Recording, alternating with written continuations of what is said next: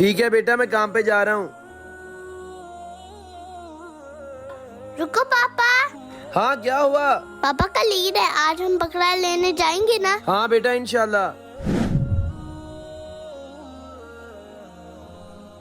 मालिक सारा काम हो गया, पैसे दे दें। ये लो तुम्हारी तनख्वाह। मालिक कुर्बानी के लिए जानवर लेना है, अगले माह की तनख्वाह एडवांस दे दें। नहीं नहीं, एडवांस नहीं मिलना, पहले ही काम बंदा जा रहा है, मैंने बाकी मजदूरों को भी तनख्वाह देनी है। आजा साइम, ईद के लिए बकरा लेने चले।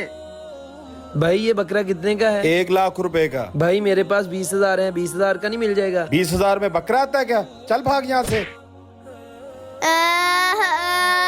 बेटा रो मत, हम इंशाल्लाह अगले साल कुर्बानी करेंगे।